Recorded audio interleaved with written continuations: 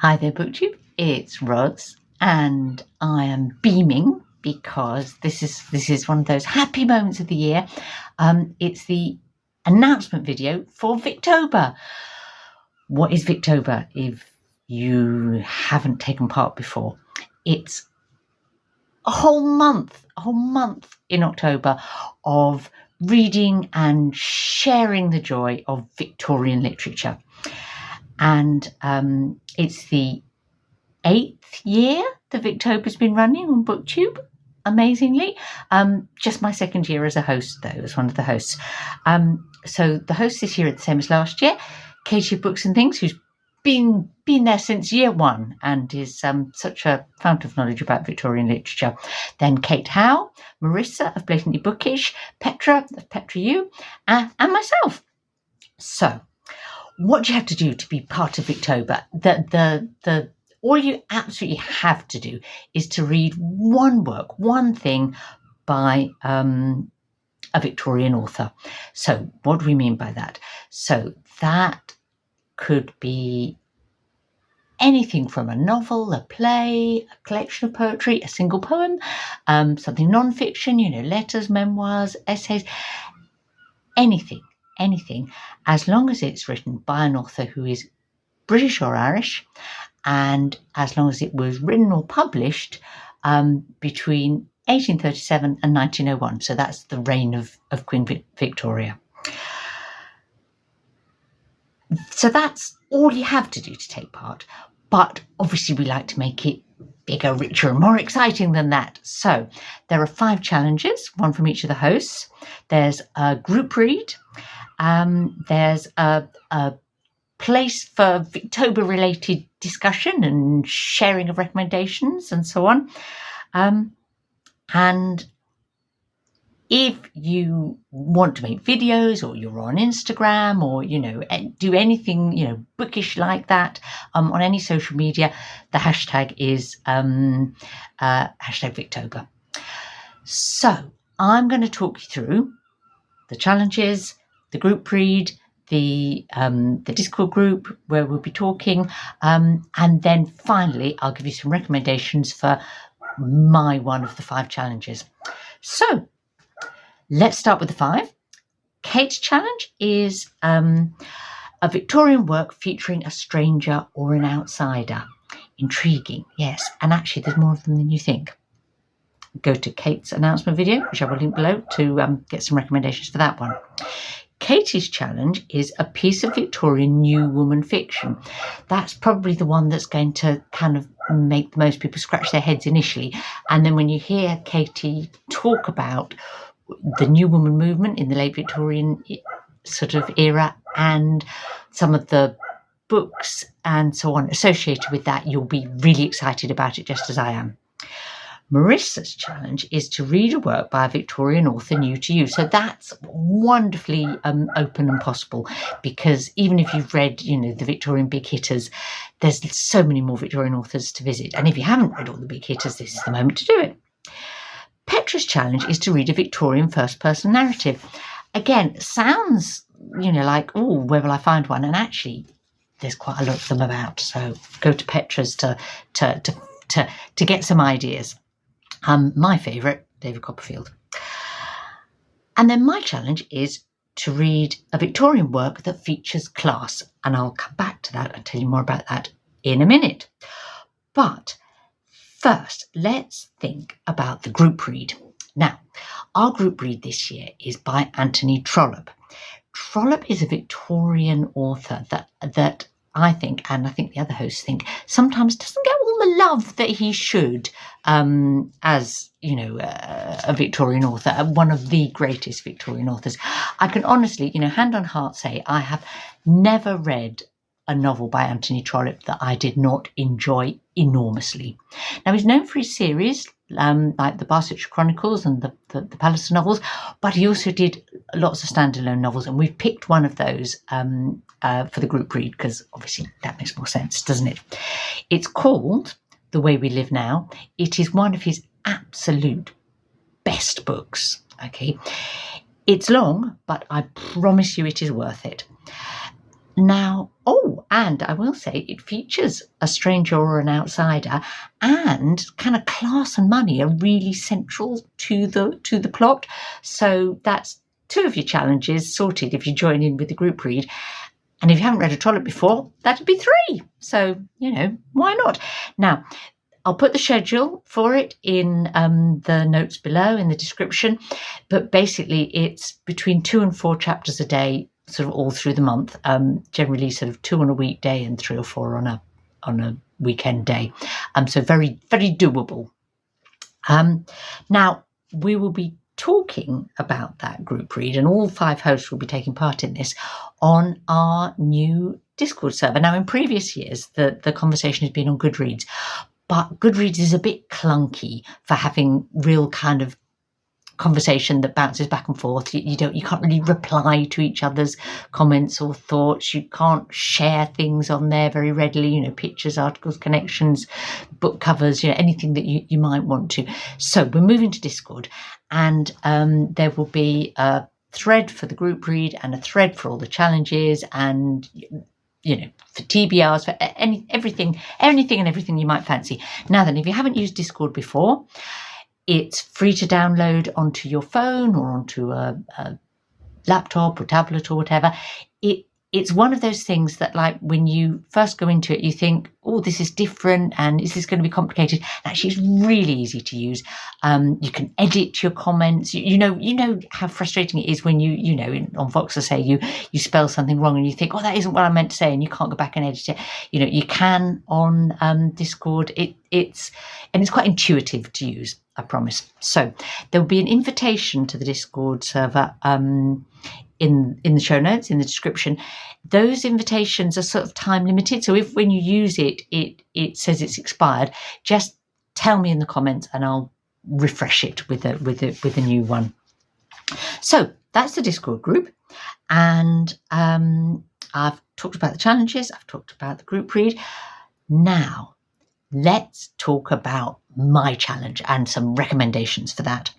Now, as I say, my challenge is to read a work by a Victorian author. Doesn't have to be a novel. I'm going to talk mostly about novels, but it could be a poem, it could be a play. I'll suggest a couple of those. Could be something non-fiction, but in which class features strongly. Now, you might think, that's going to be tricky. Far from it. I sometimes think when you start to look at it, I'm not sure there's a Victorian novel, certainly, that isn't in some way about class. It's a really, Victorians were almost class obsessed, I think, and that really comes through in their writing, whether they're critical of it or, quite sort of set in their ways about it, depending on the individual author. It's there again and again. I would almost think that this challenge could be read what you like and notice how class features in it. Why is that? You have to remember that the 19th century was when the sort of British class system really took shape in its sort of modern form. It's when you get that really sort of more clear and conscious divide between upper classes, middle classes, and the middle classes being like kind of with an upper and a lower middle class, and all those clerks and so on, the white collar sort of workers, making sure that they counted as lower middle class, and then the working class, and you get industrialization has sort of come in the 18th century. So you get a much expanded working class that's different from the old sort of agricultural sort of almost feudal relationships. And then you've got the underclass, the poor and the desperate. So that was really stratified in Britain in the 19th century, and that's why it's so. And Victorians had lots of anxieties about it, and opinions one way and another. Yeah, so that's the thing to look out for. But let's give you some specific recommendations. So, if you think of like those sort of big name novels, all right, if you haven't yet read. And you wanted to use Victober to get you to read something like Jane Eyre, say, absolutely you will find that the relationship between the two main protagonists, Jane and Rochester, is basically a kind of cross-class relationship. He's very definitely upper class, and she's sort of middle class and just hanging on in there by being a governess. Wuthering Heights, why is the relationship between Cathy and Heathcliff not straightforward? Many reasons, but one key one is because he's adopted basically from the streets. So he comes from the underclass and is adopted into a sort of like a middle class family, and then he rises. But yeah, they have a disparity of background. If you haven't yet read perhaps some of the other works by Charlotte Bronte or Anne Bronte, perhaps, you'll see absolutely fine class in those.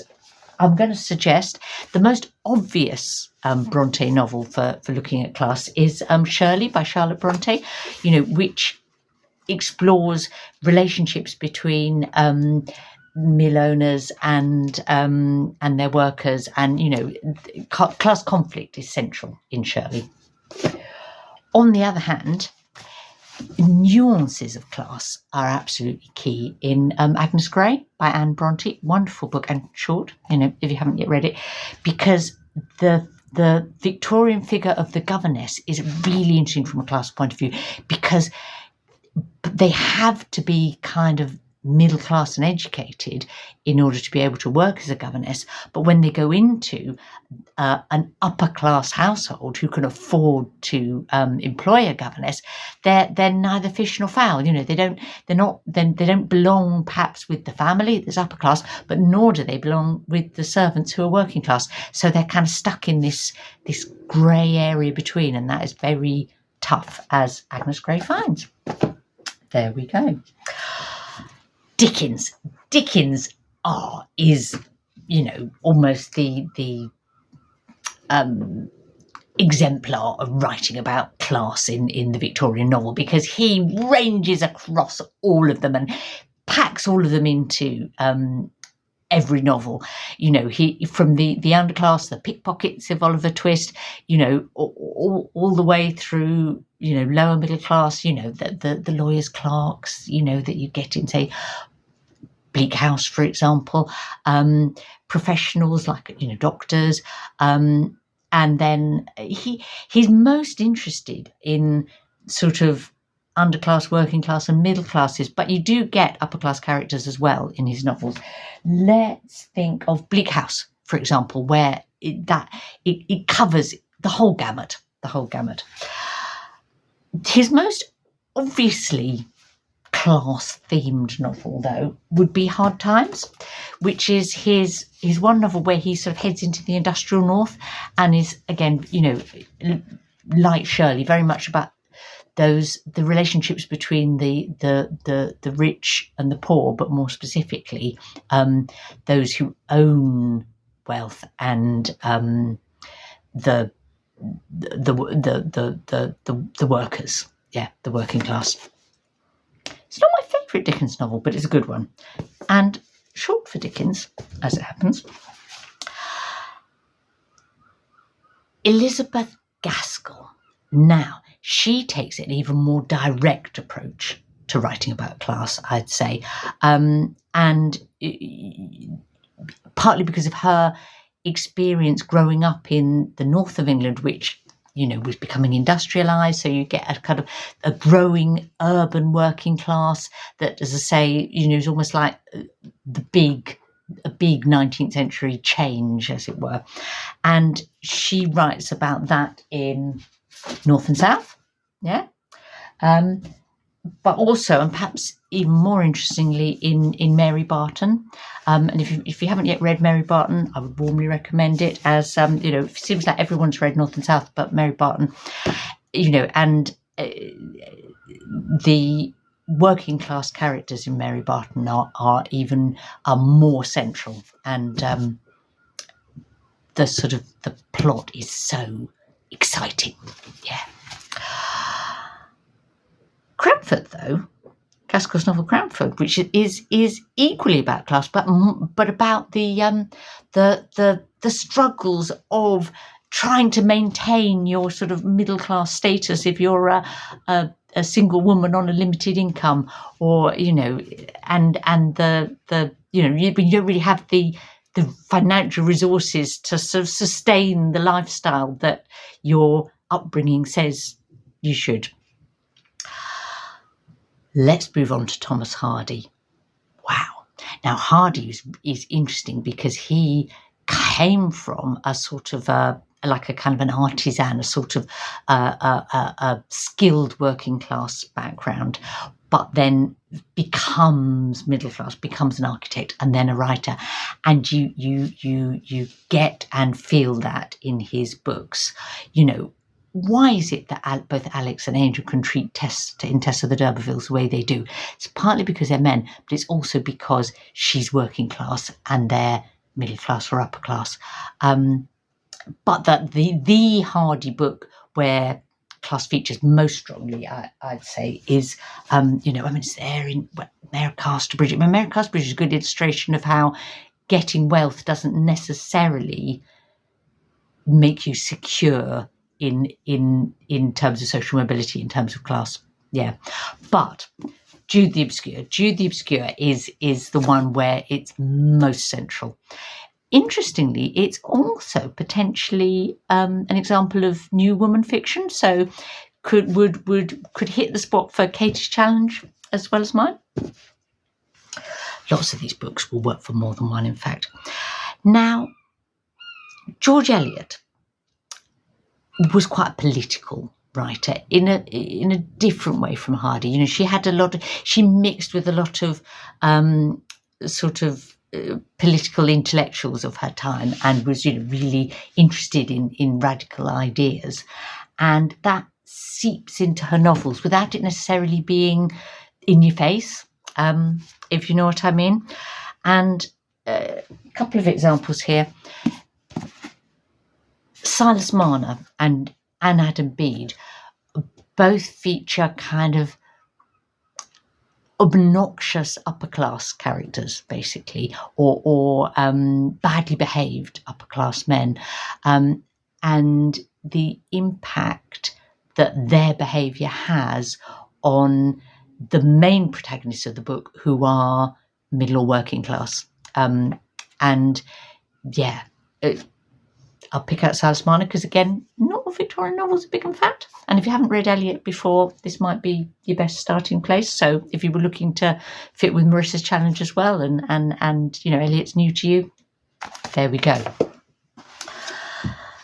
So, where am I?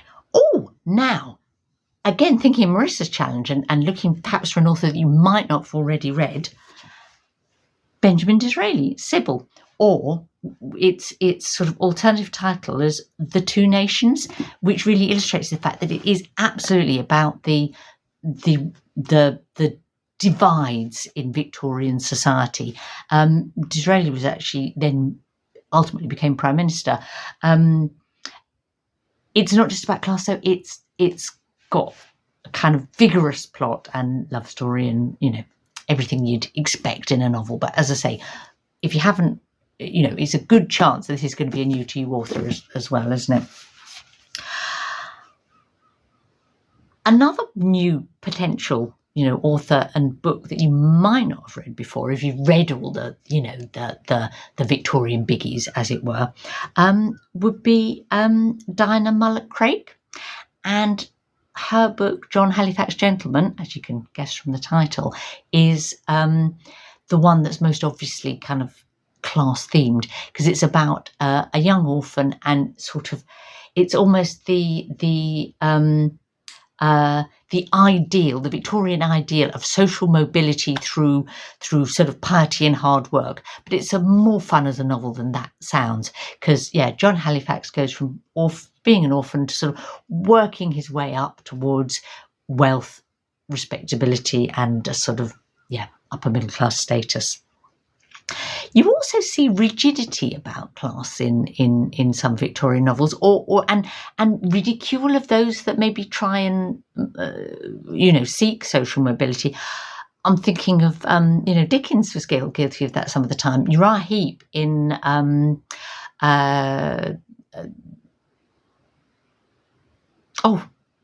David Copperfield. There we go. Went out of my head for a minute. There you go.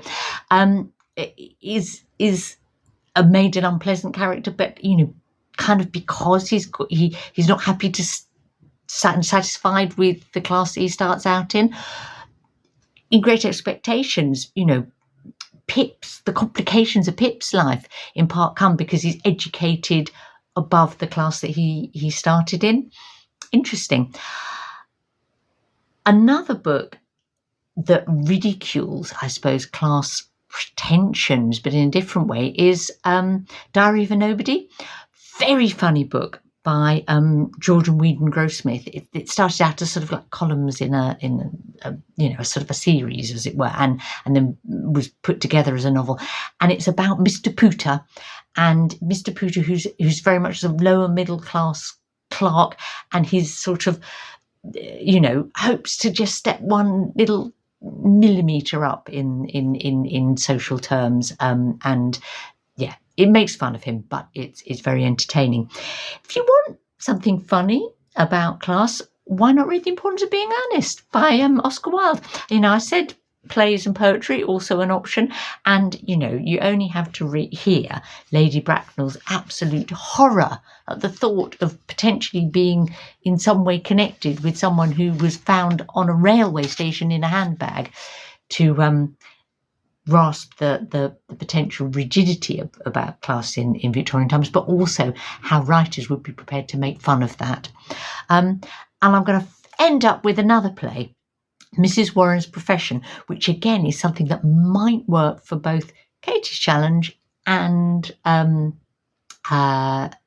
mine, because it's about a young woman who's been educated, had a middle class education. She's a real new woman. She's got a degree, and then she discovers that was all funded by her mother's profession, and her mother's profession was as a sex worker and a brothel keeper, and how she kind of deals with that discovery. There you go. There's a million others that I could recommend and suggest. I really hope you're going to join in with Victober. I really hope you're going to do all the challenges, including mine.